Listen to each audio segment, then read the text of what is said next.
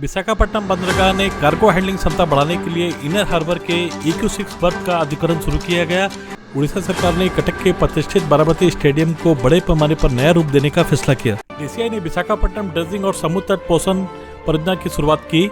इस प्रोजेक्ट का उद्घाटन CK राम मोहन राव IAS अध्यक्ष VPA DCI द्वारा किया गया। 30 दिनों के अंदर में 0.2 मिलियन क्यूबिक मीटर रेत की ड्रेजिंग और सामग्री के समुद्र तटों पर रखना इसमें शामिल है। इस अवसर पर बोलते हुए DCI अध्यक्ष ने कहा कि विशाखापट्टनम तट शुरू से ही दक्षिण की ओर से रेत की आपूर्ति को कमी के कारण विशेष रूप से रामकृष्ण समुद्र तट और पनडुब्बी संग्रहालय क्षेत्र में कटाव का सामना कर रहा है। उनके अनुसार विशाखापट्टनम बंदरगाह के प्राधिकरण बाहरी बंदरगाह पर रेत के जाल में उपलब्ध रेत से रामकृष्ण समुद्र तट को नियमित रूप से पोषित करके कटाव को नियंत्रित करने की कोशिश करना है। नमस्कार दर्शकों, आप सभी का स्वागत है लीड हिंदुस्तान में। मैं हूं राज अग्रवाल और आज हम यहां पर चर्चा करेंगे उड़ीसा सरकार की विकास योजना के बारे में। दर्शकों, अब मैं आपको आज बताना चाहूंगा कि उड़ीसा सरकार ने एक विकास योजना के तहत जो क्रिकेट स्टेडियम जो कि कटक में स्थित है और काफी इसका नाम है, उस पूरे स्टेडियम को ध्वस्त कर एक पुनर्निर्माण की योजना बनाई गई है। तो हमारे संवाददाता श्याम पटवारी के हवाले से जानकारी मिली है कि इसमें जो सुविधाएं जो दी जाएगी, पुरानी सुविधाएं के हिसाब से नई सुविधाएं काफी विस्तार में दी जाएगी। और उन्होंने ये भी बताया कि जो स्थापना थी 1952 में हुई थी। इसकी जो पूर्व सचिव थे आशीर्वाद बेरा जी, उन्होंने अपने स्तर पर काफी काम भी किया था और उन्होंने स्टेडियम के लिए काफी लाइट्स लगाई थी, वहां पर काफी बॉक्सेस लगाए थे, कारपेट लगाई थी, लोगों की बैठने की व्यवस्था में विस्तार कराया था। नमस्कार, लीड हिंदुस्तान में आप सभी दर्शकों का स्वागत है। मैं हूं मुकेश अग्रवाल। आज की चर्चा का विषय है विशाखापट्टनम बंदरगाह से रिलेटेड।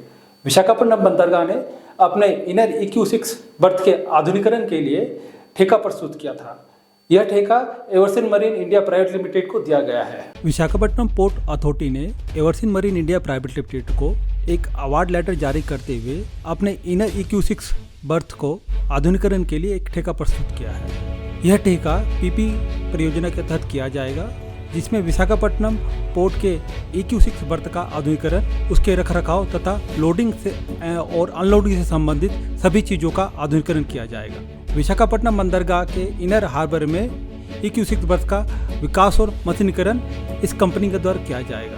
प्रस्तावित सुविधा 255 मीटर लंबी बर्थ की लंबाई के साथ मौजूदा EQ6 बर्थ का अर्ध मशीनीकरण करना है, जिसमें 1500 TPH के साथ नई हार्बर मोबाइल क्रेन और 1500 T के मोबाइल हार्बर के साथ अन्य हैंडलिंग उपकरण, क्रेन, लोडर स्थापित करना शामिल है। विशाखापट्टनम क्रूज टर्मिनल, जो कि पिछले साल ही केंद्रीय मंत्री द्वारा उद्घाटन किया गया था, अब यह क्रूज टर्मिनल दर्शकों के लिए मार्च के अंतिम सप्ताह से खुलने की उम्मीद है और इस क्रूज टर्मिनल का संचालन littoral cruise India private limited को दिया गया है और कंपनी ने एक MOU के साथ, स्टेट गवर्नमेंट के साथ एक MOU के साथ इसको उद्घाटन करने की संभावना है। बहुप्रतीक्षित क्रूज पर्यटन मार्च से विशाखापट्टनम में शुरू होने की संभावना है। एक क्रूज कंपनी जिसका नाम littoral cruise India private limited है, उसने राज्य और केंद्र सरकार के साथ एक MOU में हस्ताक्षर किए हैं और जिसके जरिए वह विशाखापट्टनम इंटरनेशनल क्रूज से मार्च के अंतिम महीने से विशाखापट्टनम से चेन्नई होते हुए श्रीलंका, मालदीव और बाकी साउथ ईस्टर्न